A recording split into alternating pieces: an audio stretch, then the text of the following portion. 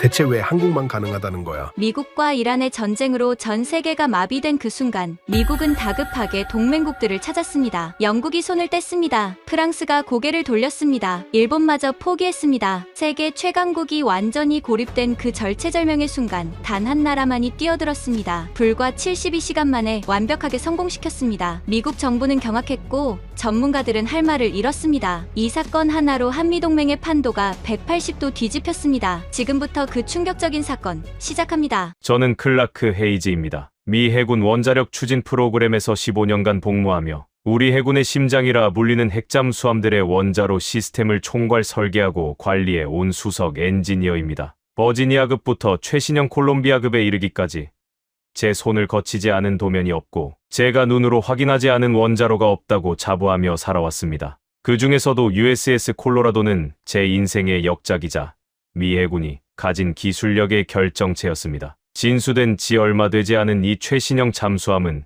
깊은 심해에서도 유령처럼 소리 없이 움직이며 반년 동안 수면 위로 단 한 번도 올라오지 않고 독자적인 작전 수행이 가능한 완벽한 병기였습니다. 특히 콜로라도의 지휘봉을 잡고 있던 빅터 손 함장은 미 해군 내에서도 가장 냉철하고 판단력이 뛰어난 지휘관으로 정평이 나 있었습니다. 저는 그가 이끄는 콜로라도가 태평양에 존재하는 한 그 어떤 적국도 감히 도발을 꿈꾸지 못할 것이라고 확신했습니다. 하지만 세상은 우리가 예측할 수 없는 방향으로 곤두박질치고 있었습니다. 그 무렵 중동에서 갑작스럽게 터져나온 끔찍한 무력 충돌은 전 세계를 순식간에 공포의 도가니로 몰아넣었습니다. 뉴스 채널에서는 연일 불타오르는 유정과 무너지는 건물들의 영상이 송출되었고 호르무즈 해협이 전면 봉쇄될 것이라는 끔찍한 경고가 전 세계 주식 시장과 실물 경제를 강타했습니다. 원유 가격은 하룻밤 사이에도 몇 번이나 천장을 뚫고 솟구쳤고 거리에 늘어선 자동차들은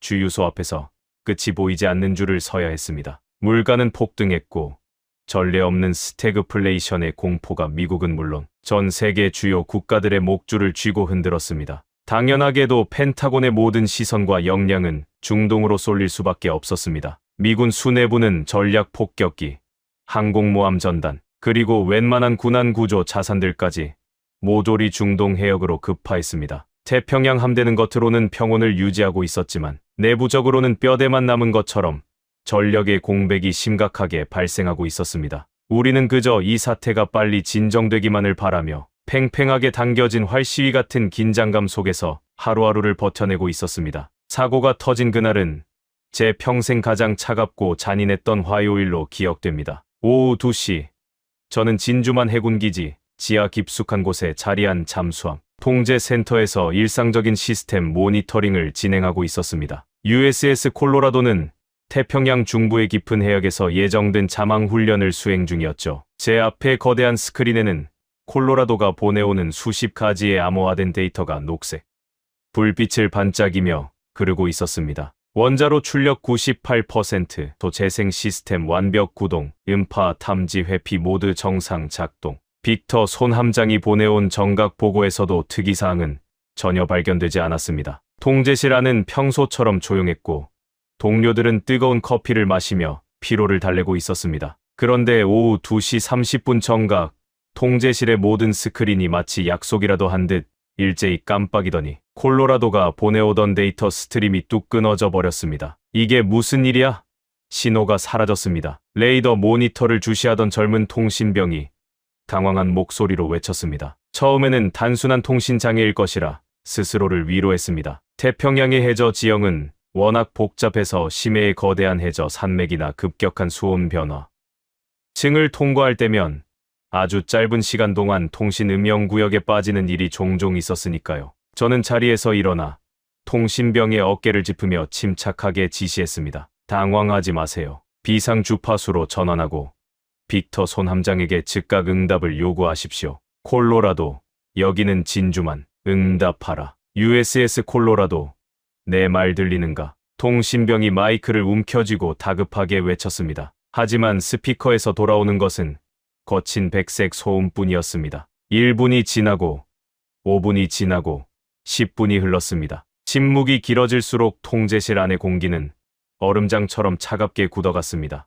핵잠수함이 예정된 경로에서 아무런 비상 신호조차 없이 통신이 완전 두절된다는 것은 우리 매뉴얼상 최악의 재난 상황을 의미했습니다. 농담을 주고받던 동료들의 얼굴에서 핏기가 가시기 시작했고 저는 손끝이 미세하게 떨려오는 것을 느꼈습니다. 당장 비상 프로토콜 가동해 코드 레드 발령. 가용할 수 있는 모든 위성 자산의 렌즈를 콜로라도의 마지막 교신 좌표로 집중시켜 제 목소리가 통제실 전체에 날카롭게 울려 퍼졌습니다. 곧바로 요코스카 기지와 괌 기지에도 긴급 타전이 날아갔고 주변 해역을 지나는 모든 함선에 수색 명령이 떨어졌습니다. 하지만 이미 우리의 주요 자산들은 중동의 모래바람 속으로 떠나버린 뒤였습니다. 즉각적으로 투입할 수 있는 구조 자산이 턱없이 부족하다는 끔찍한 현실이 우리의 숨통을 조여왔습니다. 사태 발생 1시간 후 마침내 현장 근처를 지나던 대자 초계기 P8 포세이돈으로부터 다급한 무전이 걸려왔습니다. 스피커를 뚫고 나오는 조종사의 목소리는 공포에 질려 있었습니다. 진주만,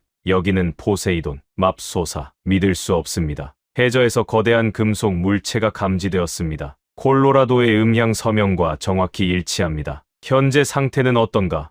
부상하고 있는가? 통제실에 급히 뛰어들어온 태평양 함대 부사령관이 스피커를 향해 소리쳤습니다. 아닙니다. 전혀 움직이지 않습니다. 선체가 비정상적인 각도로 심하게 기울어진 채 해저 바닥에 처박혀 있습니다. 현재 수심, 반복합니다. 현재 수심 400m입니다. 수심 400m. 그 숫자를 듣는 순간 제 심장은 발밑으로 쿵 하고 떨어져 내렸습니다. 통제실 전체에 죽음 같은 정적이 내려앉았습니다. 터라는 깊이는 인간과 일반 구조 장비가 견딜 수 있는 영역이 아니었습니다. 그곳의 수압은 평방인치당 수백 파운드에 달해 웬만한 강철조차 종이장처럼 구겨버리는 절대적인 심연이었습니다. 일반적인 잠수 장비로는 근처에 다가가는 것조차 불가능했고 미 해군이 보유한 최신형 심해 구조정조차 그토록 거친 조류가 흐르는 400m 수심에서의 도킹 훈련은 제대로 성공해 본 적이 없었습니다. 원자로 비상정지 신호는 들어왔나? 부사령관이 저를 보며 물었지만 저는 절망적으로 고개를 저을 수밖에 없었습니다.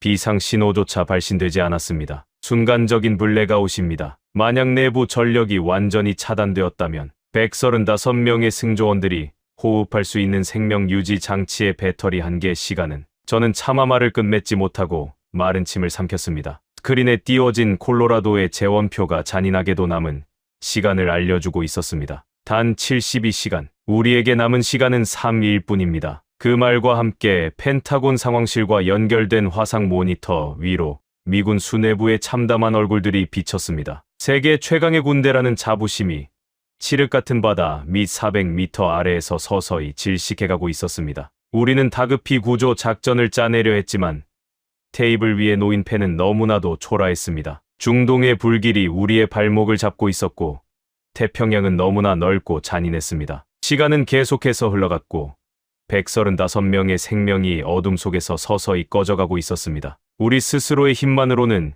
이 거대한 강철관을 건져 올릴 수 없다는 뼈아픈 진실을 마주한 펜타곤은 결국 자존심을 버리고 바다 건너의 가장 강력한 우방국들을 향해 절박한 구조 요청의 타전을 보내기 시작했습니다. 하지만 그 타전에 대한 대답이 미국을 더욱 깊은 지옥으로 밀어넣을 줄은 이때는 아무도 알지 못했습니다. 사태 발생 12시간째 135명의 목숨을 구할 수 있는 시간은 이제 겨우 60시간 남짓으로 줄어들어 있었습니다. 펜타곤 지하 깊숙한 곳에 마련된 긴급 위기관리센터는 거대한 혼란의 소용돌이에 빠져 있었죠. 미 해군 참모총장과 태평양 함대 사령관을 비롯한 별들이 빼곡히 모여 앉았지만 그 누구도 입을 떼지 못하고 무거운 침묵만 지키고 있었습니다. 스크린에 띄워진 USS 콜로라도의 3차원 해저 지형도는 절망 그 자체였습니다. 수심 400m, 평방인치당 수백 파운드로 짓누르는 압력, 그리고 모든 빛이 집어삼켜진 심해의 차가운 암흑. 그것은 우리가 가진 기술력으로는 결코 닿을 수 없는 죽음의 영역이었습니다. 우리가 가진 군한 시스템으로는 접근 자체가 불가능합니까? 합참 의장이 마침내 무거운 입술을 떼며 물었습니다. 저는 참담한 심정으로 마이크를 당겨 대답했습니다. 그렇습니다. 미 해군의 최신 심해 구조정인 미스틱의 정상 운용 한계 수심은 300m입니다. 무리하면 400m까지 하강 자체는 가능하지만 그곳의 거센 조류를 버티며 잠수함의 해치에 도킹하는 것은 사실상 불가능합니다. 게다가 선체마저 25도 이상 심하게 기울어져 있어서 억지로 도킹을 시도하다가는 압력 차이를 견디지 못하고 구조정마저 파괴될 위험이 90% 이상입니다. 절망적인 보고의 센터의 공기는 더욱 무겁게 가라앉았습니다. 우리의 물리적 한계를 뼈저리게 인정해야만 하는 순간이었습니다. 태평양 함대 사령관이 핏기가 가신 얼굴로 결단을 내린 듯 고개를 끄덕였습니다. 자존심을 세울 때가 아닙니다. 지금 즉시 모든 동맹국에게 심해구조 지원을 요청하십시오. 영국의 왕립해군과 프랑스 함대, 그리고 일본의 해상자위대라면 이 수심을 극복할 심의 잠수정을 보유하고 있을 겁니다. 그리하여 전 세계를 향한 절박한 구조 신호가 타전되었습니다. 세계 최강의 국가가 자국의 심장 같은 핵잠수함을 살려달라며 가장 믿을 수 있는 우방국들에게 손을 뻗은 것이죠. 당시 우리는 동맹국들이 만사를 제쳐두고 달려올 것이라 믿어 의심치 않았습니다. 하지만 우리는 중동에서 시작된 전쟁의 불길이 글로벌 거시 경제를 어떻게 마비시켰는지 그 파급력을 완벽하게 과소평가하고 있었습니다. 이란과의 전면전으로 호르무즈 해협이 완전히 봉쇄되었다는 것은 단순히 기름값이 오르는 수준의 문제가 아니었습니다. 전 세계 원유 물동량의 20%, 액화천연가스의 30%가 통과하는 글로벌 자본주의의 대동맥이 끊어진 것입니다. 해협 주변의 기뢰가 살포되자 글로벌 보험사들은 유조선의 전쟁 보험료를 무려 1000% 이상 폭등시켰고 며칠 만에 바다 위의 모든 에너지 운송 선박들이 운항을 멈췄습니다. 에너지가 멈추자 물류가 멈췄고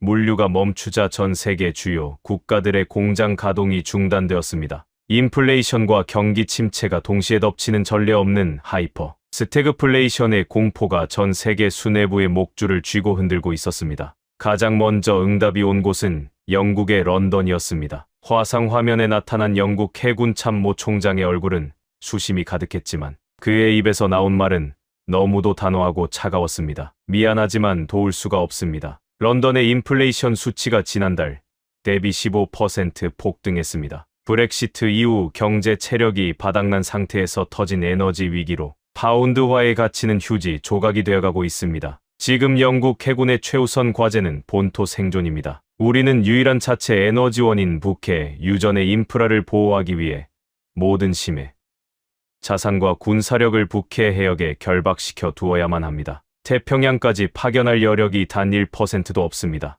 변명과도 같은 그의 말에 우리의 가슴에는 차가운 빗물이 고이기 시작했습니다. 영국의 안보 이익 앞에서 한미, 아니 미영 동맹의 가치는 북해의 기름 한 방울보다 가벼웠던 것입니다. 하지만 그것은 단지 시작일 뿐이었습니다. 프랑스 엘리제궁에서 걸려온 화상 연결 또한 마찬가지였죠. 프랑스 해군 사령관은 안타까운 표정을 지어 보였지만 통역관을 통해 전달되는 엘리제궁의 진짜 속내는 칼날처럼 날카로웠습니다. 파리 시내가 불타고 있습니다. 에너지 가격이 300% 치솟으면서 분노한 시민들이 대규모 폭동을 일으켰습니다. 국가 마비 사태입니다. 이런 백척간두의 상황에서 지구 반대편의 미 해군 잠수함을 구하겠다고 막대한 예산과 전략, 자산을 태평양으로 돌린다면 내일 당장 프랑스 내각은 붕괴될 것입니다. 죄송합니다.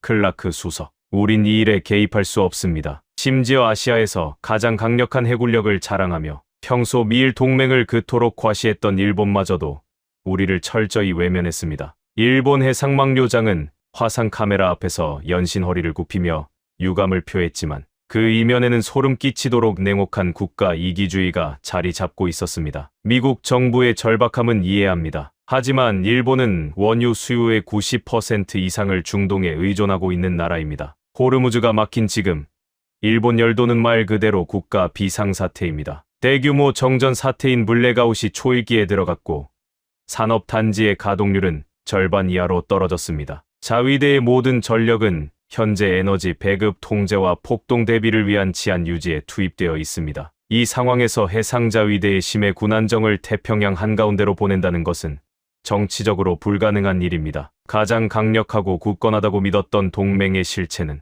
글로벌 경제 위기라는 거대한 태풍 앞에서 너무나도 허망하게 무너져 내리고 있었습니다. 자국의 경제적 이익과 얄팍한 내부 정치, 논리 앞에서 칠흑 같은 바다 밑에 갇힌 135명의 목숨은 철저히 버려진 것입니다. 위기관리센터 안에서는 분노와 무력감이 뒤섞인 억눌린 탄식이 터져 나왔습니다. 구조 책임자인 아서 스털링 준장이 테이블을 세게 내리치며 피를 토하듯 소리쳤습니다. 이게 동맹의 민낯입니까? 지난 수십 년간 우리의 막강한 항모 전단과 해구산 아래에서 온갖 경제적 단물은 다 빨아먹더니 정작 우리가 피를 흘리며 쓰러지려 하니 다들 제 발등에 불 끄기 바쁘다며 꼬리를 자르는군요. 결국 우리 힘으로 해내야 합니다. 확률이 1%라도 구조정이 박살나는 한이 있더라도 강제 도킹을 시도해야 합니다. 하지만 그것은 그곳에 모인 모두가 자살 행위라는 것을 알고 있었습니다. 우리는 전 세계를 호령하던 그 잘난 패권의 환상에서 깨어나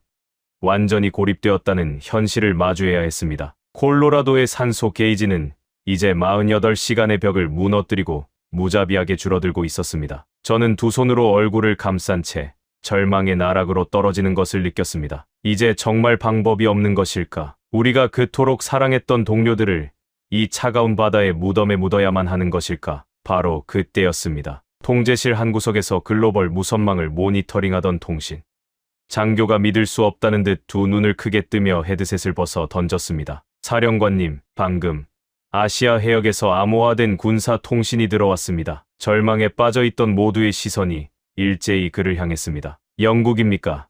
아니면 일본이 입장을 번복한 겁니까? 사령관이 다급하게 묻자 통신 장교는 마른 침을 꿀꺽 삼키며 중앙 대형 스크린에 새로운 통신 화면을 띄웠습니다. 그곳에는 낯선 엠블럼 하나가 선명하게 빛나고 있었습니다. 아닙니다. 대한민국입니다. 대한민국 해군 특수전전단 해난구조전대 SSU가 지금 즉시 괌 앤더슨 기지로 최정예 심해 구조팀을 파견하겠다고 타전해 왔습니다. 그 순간 펜타곤의 공기가 거짓말처럼 멈췄습니다. 대한민국. 그들은 일본과 마찬가지로 중동 원유 의존도가 절대적이어서 호르무즈 해협 봉쇄로 인해 그 어느 나라보다 치명적인 경제 붕괴의 타격을 입고 있던 나라였습니다. 국가 존망의 위기 상황은 일본, 프랑스와 전혀 다를 바가 없었습니다. 우리는 경악을 금치 못했습니다. 철저한 비용과 편익을 따지는 국제사회의 냉혹한 셈법 속에서 그들은 도대체 무슨 생각으로 자국의 엄청난 리스크를 감수하며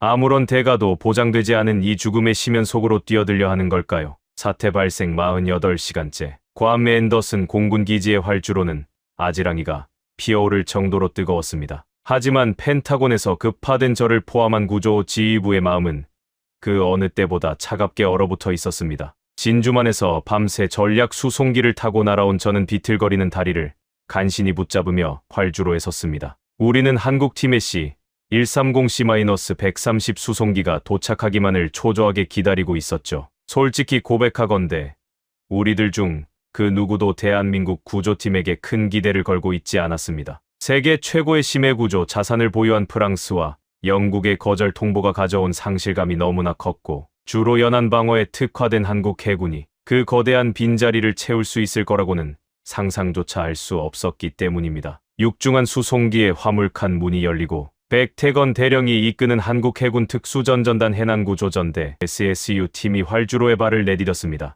백 대령의 첫인상은 우리가 알던 전형적인 서구의 엘리트 해군 장교와는 거리가 멀었습니다. 햇볕에 검게 그을린 얼굴과 굵게 팬 주름, 그리고 무엇보다 그의 깊고 차분한 눈빛은 마치 평생을 거친 바다와 싸우며 살아온 늙은 어부의 그것과 닮아 있었습니다. 그들은 총 15명이라는 단출한 인원이었고 그들이 하역하는 심해 잠수정 해룡함의 모습 또한 우리 지휘부의 눈에는 턱없이 초라해 보였습니다. 클라크 헤이즈 수석 엔지니어입니다. 국가적 위기 상황 속에서도 어려운 결정을 내려주셔서 감사합니다. 제가 조심스럽게 다가가 인사를 건넸지만 제 곁에 서 있던 미 해군 구조 사령부에 와서 스털링 준장의 표정은 노골적인 불만과 조소로 가득 차 있었습니다. 그는 입가에 쓴 웃음을 띤 채 퉁명스럽게 내뱉었습니다. 솔직히 실망스럽군요.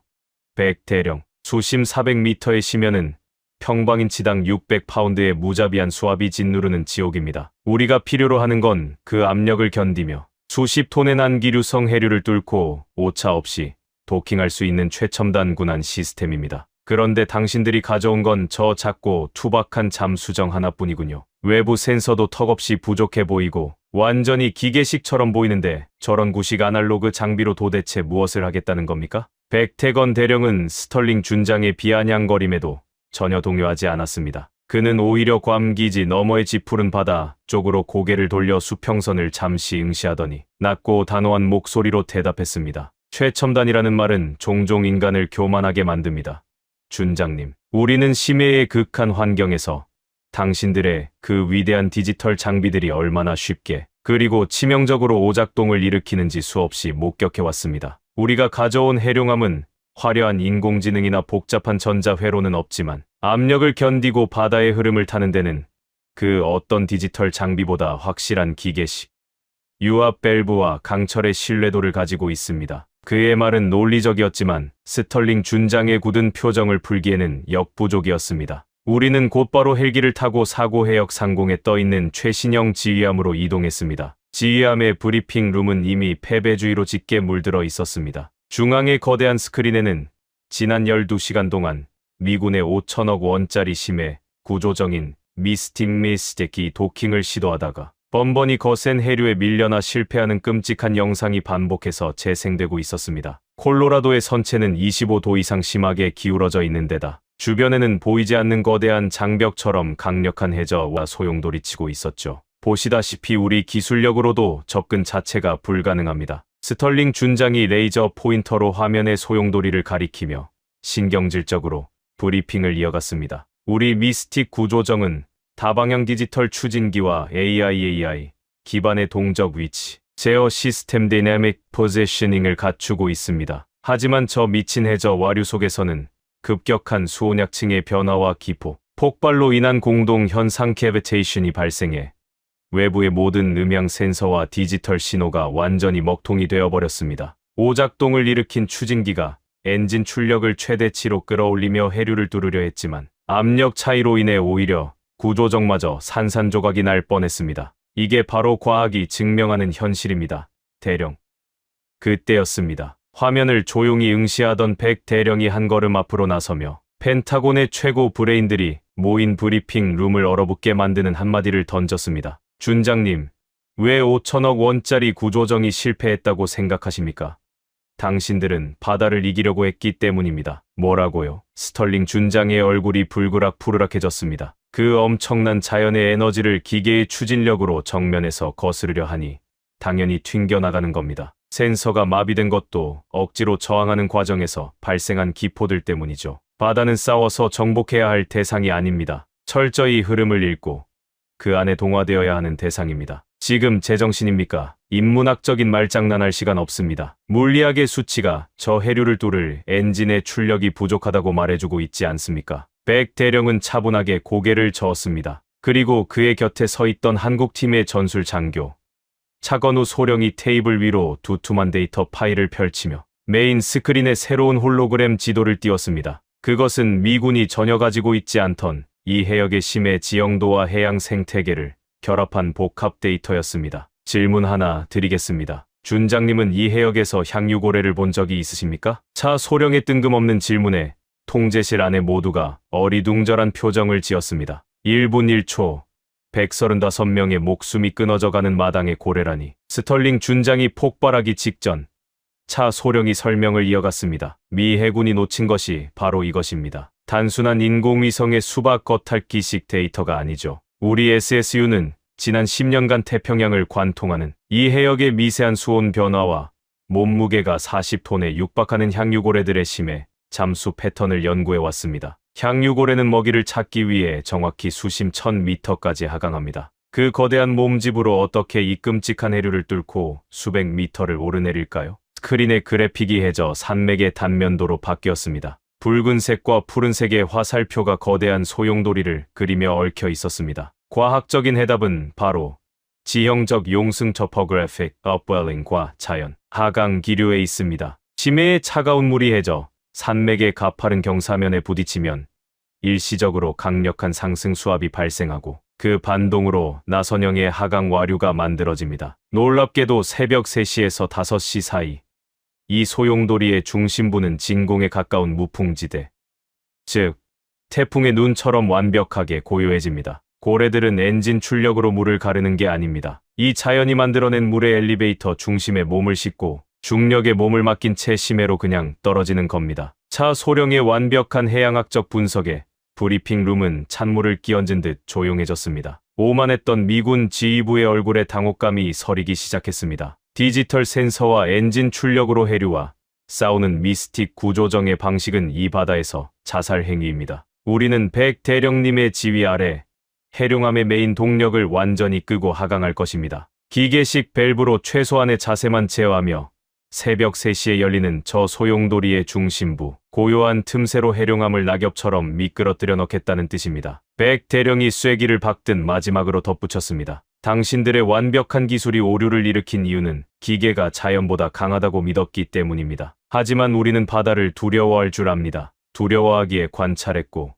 그 흐름에 몸을 숨기는 법을 배웠습니다. 수천억 원을 쏟아부은 미군의 첨단 기술이 거대한 자연의 힘 앞에 처참하게 무릎을 꿇었을 때 대한민국 해군은 가장 원초적인 아날로그의 신뢰도와 아주 오래전부터 바다를 상대해 온 자들만이 깨우칠 수 있는 해양과학의 이치로 완벽한 해답을 찾아낸 것입니다. 저는 그 순간 백 대령과 한국 대원들의 눈빛에서 강렬한 확신을 보았습니다. 그것은 에어컨이 나오는 펜타곤의 책상머리에 앉아 모니터 속 숫자만 들여다보는 엘리트들은 평생 가질 수 없는 사선을 넘나든 자만이 뿜어낼 수 있는 압도적인 야성이었습니다. 스털링 준장도 합참의장도 더 이상 반박하지 못했습니다. 콜로라도에 남은 산소는 이제 겨우 24시간 분량. 우리에게 다른 선택지는 존재하지 않았으니까요. 좋습니다. 대령. 스털링 준장이 마른 입술을 축이며 물러섰습니다. 당신들의 그 동양적인 철학과 바다의 이치가 빛 한 점 없는 저 끔찍한 400m 아래 지옥에서도 통할지 어디 한번 지켜보도록 하죠. 새벽 3시 정각. 작전 통제실의 모든 조명이 어두워지고 스크린에는 해룡함이 전송하는 심해의 칠흑 같은 영상만이 투사되고 있었습니다. 통제실 안에는 숨소리조차 크게 내기 어려울 만큼 팽팽한 긴장감이 감돌았습니다. 저는 두 손을 꽉 쥔 채 모니터에서 눈을 떼지 못했습니다. 해룡함의 조종관은 한국 해군 최초의 여성 심해 잠수사인 윤도희 대위가 잡고 있었습니다.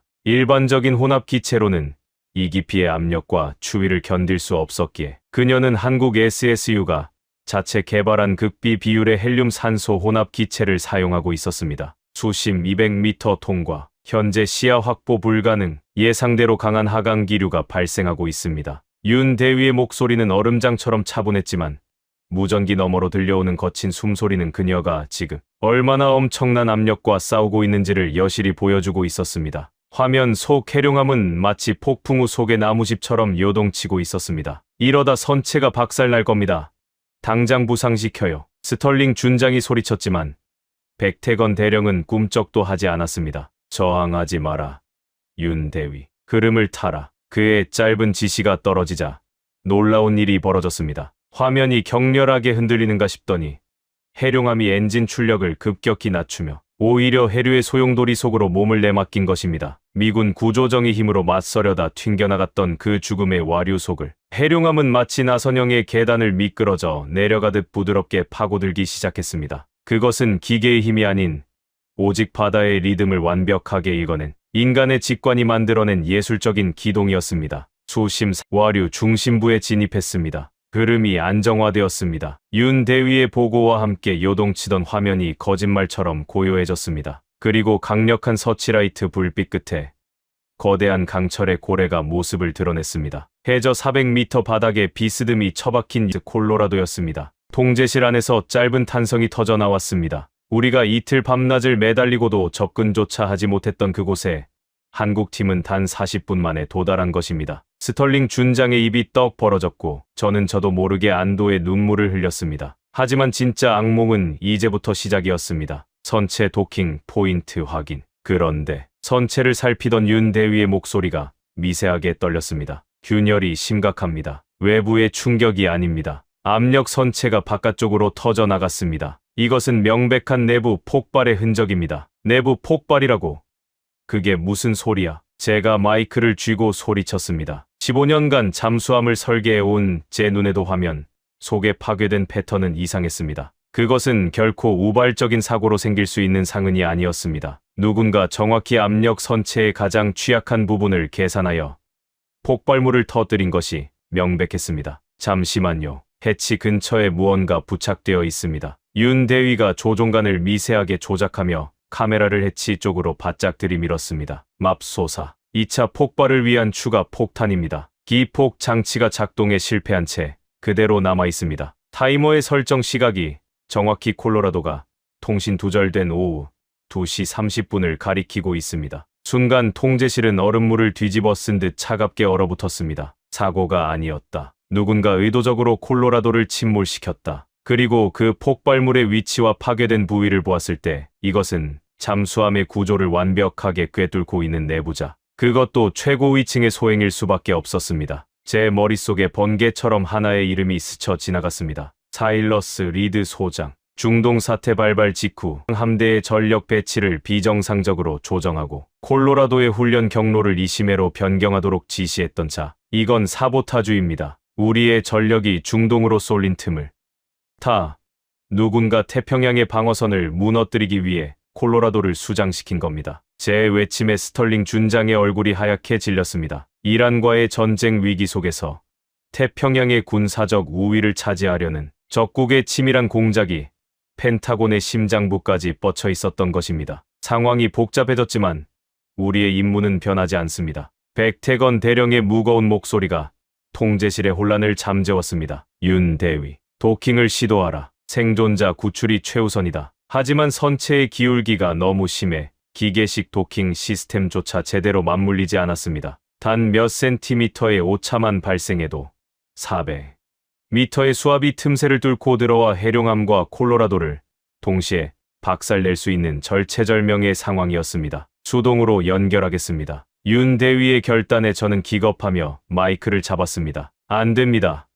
400미터 수압에서 수동 도킹을 하려고 밖으로 나갔다간 해류에 휩쓸려 즉사할 겁니다. 다른 방법이 없습니다. 산소 게이지를 보십시오. 저 안에 있는 135명의 시간이 끝나가고 있습니다. 윤 대위는 통신을 끊고 즉각 특수 잠수복의 헬멧을 썼습니다. 화면 속에서 해룡함의 해치가 열리고 윤 대위가 칠흑 같은 바다로 나서는 모습이 보였습니다. 거센 조류가 그녀의 몸을 거칠게 때렸고 안전 케이블이 끊어질 듯 팽팽하게 당겨졌습니다. 그녀는 마치 태풍 속에서 줄타기를 하듯 온몸으로 400미터의 수압을 버텨내며 조금씩, 아주 조금씩 콜로라도의 해치로 접근해 나갔습니다. 연결 케이블을 쥐고 있는 그녀의 손이 화면 너머로도 덜덜 떨리는 것이 보였습니다. 한 번의 시도, 튕겨나갔습니다. 두 번째 시도, 거센 해류가 그녀를 덮쳐 카메라 화면이 하얗게 부서졌습니다. 통제실 안에 모두가 숨을 멈췄습니다. 윤 대위, 응답하라.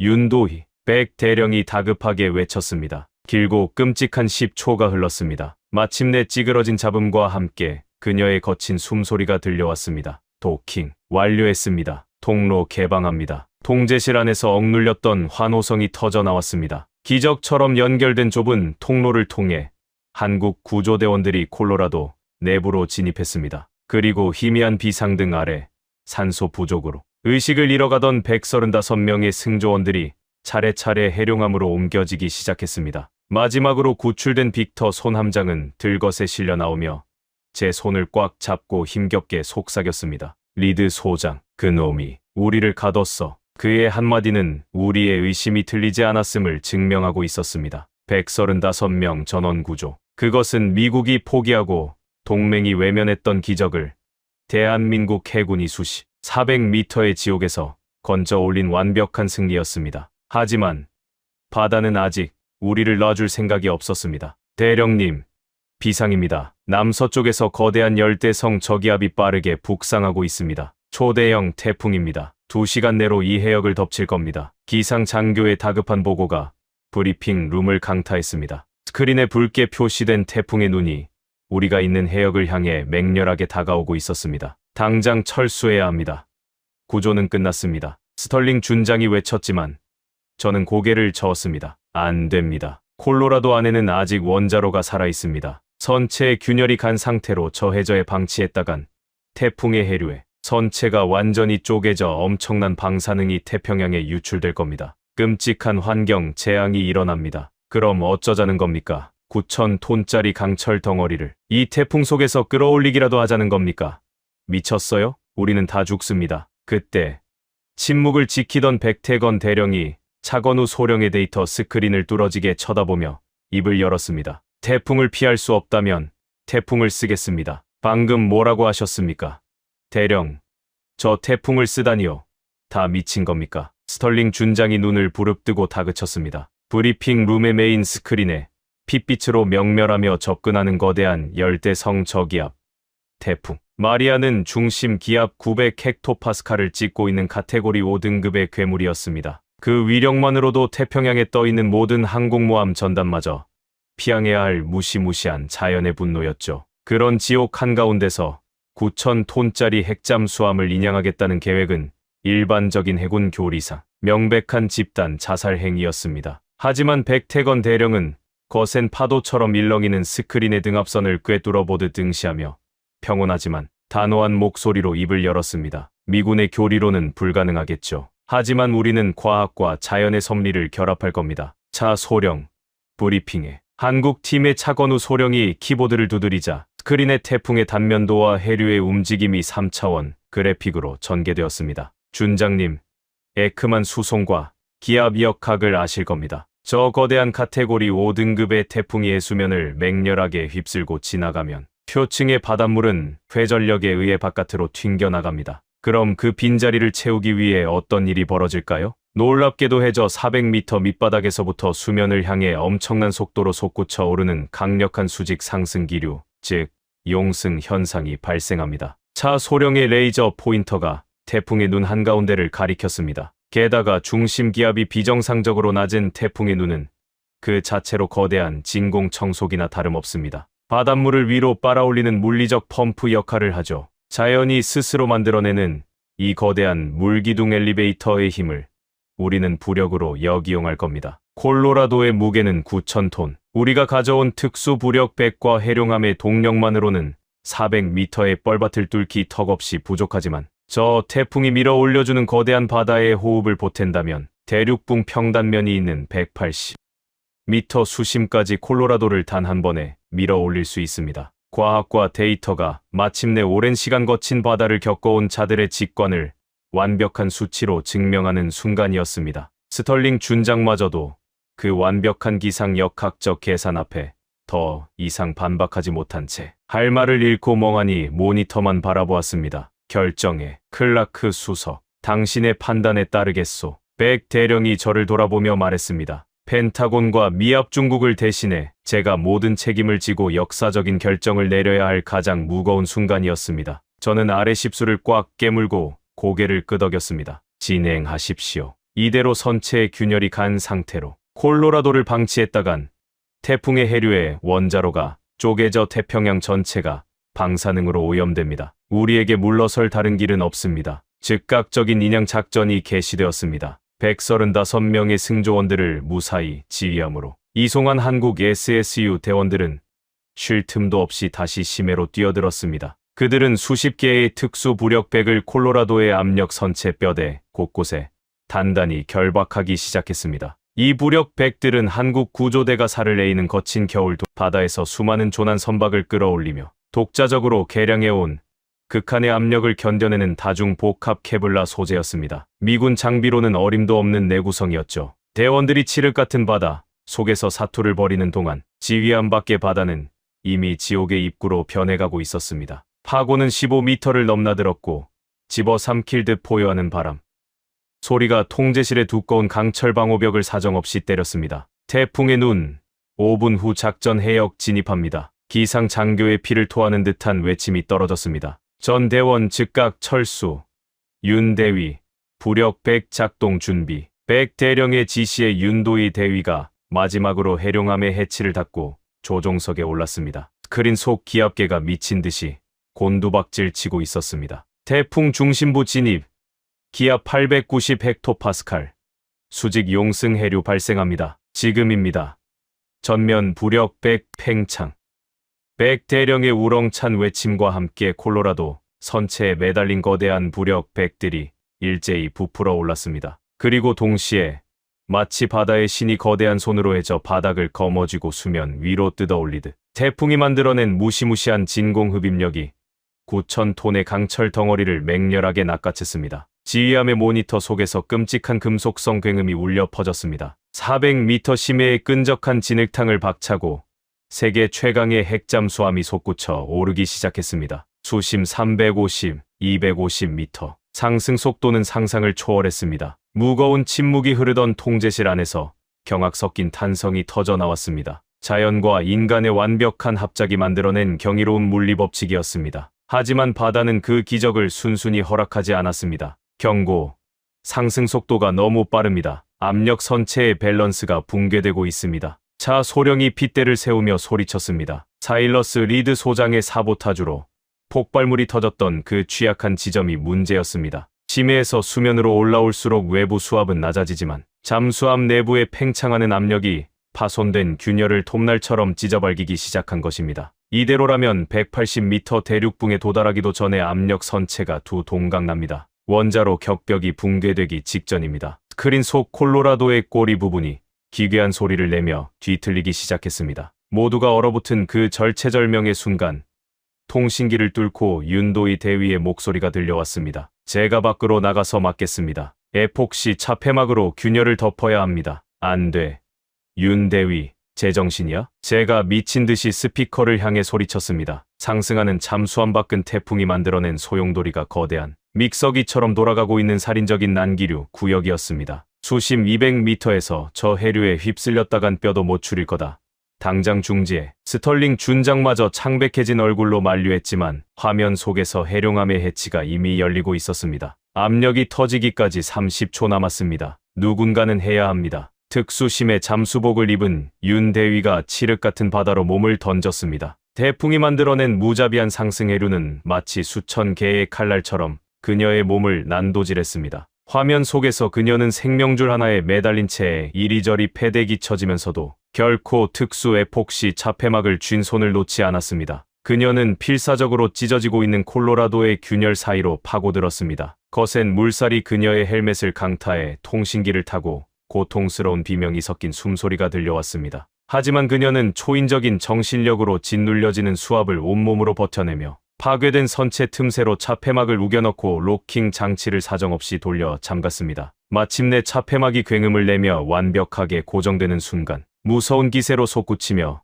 비명을 지르던 콜로라도의 선체가 육중한 진동과 함께 안정을 되찾았습니다. 수심 180m 상승 기류를 이탈했습니다. 대륙붕 평단면에 완벽하게 안착했습니다. 원자로 안정 상태 유지 중입니다. 차 소령에 떨리는 보고가 통제실에 울려 퍼졌습니다. 그제야 멈춰있던 제 심장도 펜타곤 전체의 숨소리도 다시 돌아왔습니다. 화면 너머 윤 대위가 거친 숨을 몰아쉬며 엄지를 치켜 세우는 모습이 비쳤습니다. 미군 수뇌부 전체가 넋을 잃었습니다. 오만했던 우리는 수천억 원의 예산을 쏟아붓고도 결코 해낼 수 없었던 일. 대한민국 해군은 가장 두려운 자연의 분노마저 그들의 전술적 도구로 삼아버렸고 인간의 한계를 뛰어넘는 초인적인 희생정신으로 9,000톤의 절망을 기적처럼 끌어올렸습니다. 그것은 단순한 구조 작전이 아니라 70년 한미 동맹의 굳건함을 시면 속에서 증명해 낸 완벽한 위협이었습니다. 작전이 성공적으로 끝난 지 며칠이 지났습니다. 태평양 한가운데서 펼쳐진 기적과도 같았던 135명의 생還.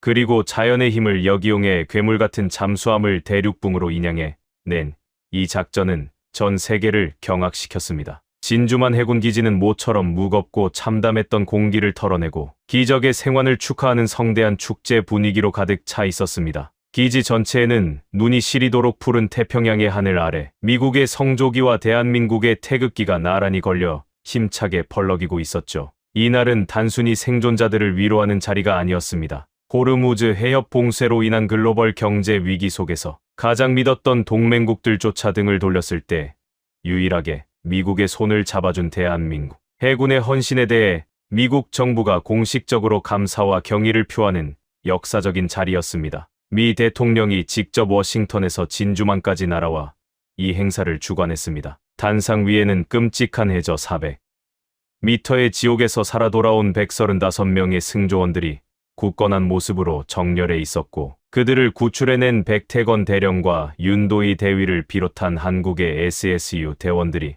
그 중심에 서 있었습니다. 행사장을 가득 메운 미 해군 장병들과 생존자 가족들의 눈시울은 이미 붉어져 있었습니다. 미 대통령이 연단에 올랐습니다. 그의 표정은 그 어느 때보다 진중하고 감격에 겨워 보였습니다. 오늘 우리는 기적이라는 단어의 진정한 의미를 눈앞에서 목도하고 있습니다. 전 세계가 중동의 불길에 휩싸여 각자의 안위만을 걱정할 때 그래서 우리가 가장 뼈아픈 고립감을 느끼며 태평양 깊은 곳에 135명의 영웅들을 묻어야 한다고 체념했을 때 오직 단 한 나라만이 불가능의 바다로 뛰어들었습니다. 대통령의 목소리가 진주만 기지에 무겁게 울려 퍼졌습니다. 대한민국은 그 어떤 나라보다 극심한 경제적 타격을 입고 있었음에도 불구하고 동맹의 부름을 외면하지 않았습니다. 그들은 오만한 첨단 기술이 실패한 자리에 바다를 이해하는 지혜와 결코 꺾이지 않는 인간의 용기를 불어넣었습니다. 특히 엄청난 수압과 태풍의 맹위 속에서도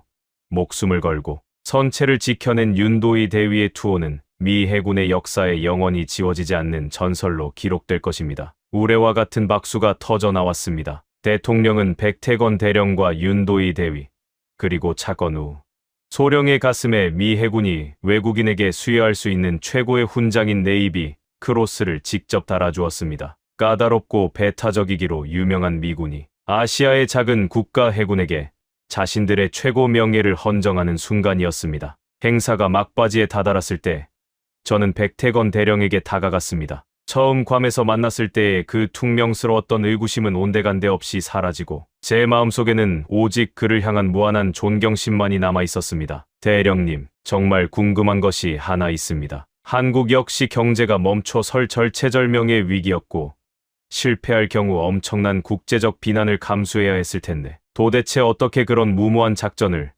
국가 차원에서 결단할 수 있었던 겁니까? 제 질문에 백 대령은 훈장이 달린 가슴을 한번 쓰다듬더니 옅은 미소를 지으며 제 눈을 응시했습니다. 그의 대답은 통역관을 거칠 필요도 없이 저의 가슴에 깊이 박혔습니다. 헤이즈 수석, 당신들은 계산기를 두드렸겠지만 우리는 계산하지 않았습니다. 70여 년 전 우리의 나라가 잿더미가 되어 모든 것이 끝났다고 절망했을 때 우리를 구하기 위해 피를 흘리며 뛰어들었던 분들이 바로 당신들입니다. 우리는 그 은혜를 잊은 적이 단 한순간도 없습니다. 그는 잠시 말을 멈추고 펄럭이는 태극기와 성조기를 번갈아 바라보았습니다. 경제가 무너지는 것은 어떻게든 다시 세울 수 있지만 한번 무너진 신의와 동맹은 결코 다시 세울 수 없습니다. 진정한 동맹이란 이익을 나눌 때가 아니라 기꺼이 같이 피를 흘릴 수 있을 때 증명되는 법입니다. 우리는 단지 70여 년 전의 그 무거운 빚을 이제야 조금 갚았을 뿐입니다. 그의 말을 듣는 순간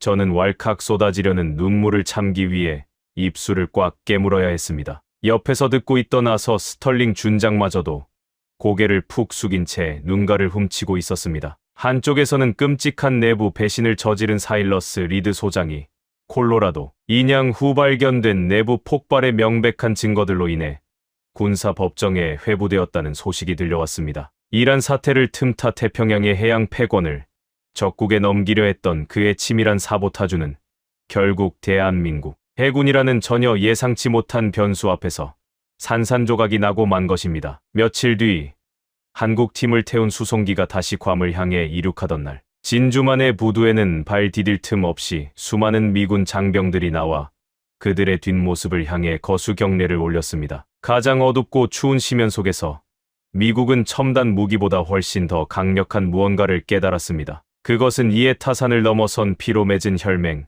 바로 대한민국의 진정한 저력이었습니다. 여러분, 지금까지 미국 역사상 가장 끔찍했던 해저 400m의 고립, USS 콜로라도 구조작전의 전말을 함께 하셨습니다. 어떠셨습니까? 단 72시간의 산소, 9,000톤의 무게와 400m의 수압, 그리고 자신들의 안위만을 챙기며 등을 돌려버린 세계의 강력한 동맹국들.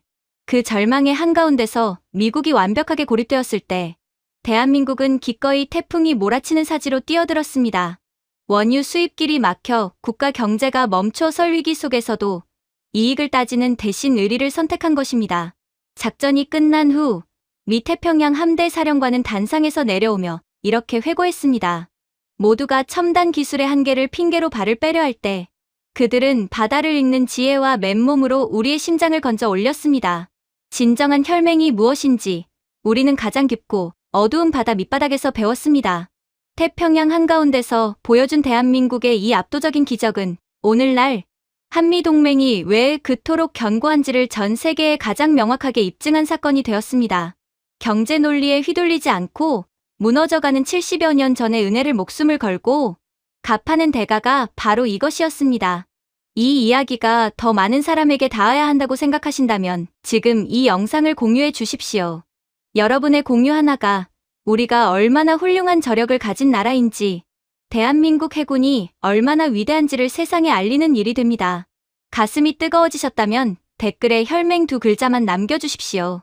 대한민국은 묵묵히, 기꺼이, 그리고 결국 증명해냈습니다.